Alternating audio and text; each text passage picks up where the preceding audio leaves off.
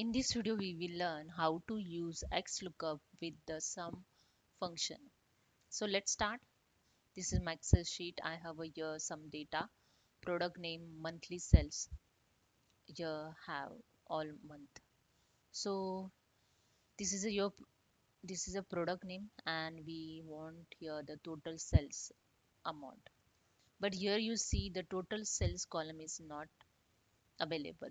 So I'm using here the Xlookup to total sale output. So I'm using here the Xlookup first. Lookup value is a product.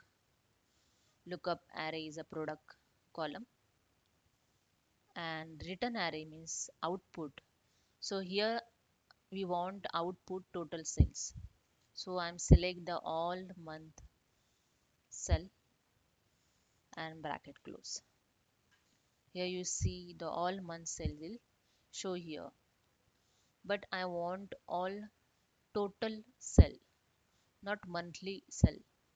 So I'm using here again edit this formula and use the sum function, tap it and bracket close and just enter. That's it. Here you see the phone total sale is 12 lakh 28,000. So I have just select the all sale of phone. Here you see the sum value 12 lakh 28,000. It's mean it's correct. If I change this product, the amount will be changed. AC total sale is, see here, 4 lakh 52,000 30.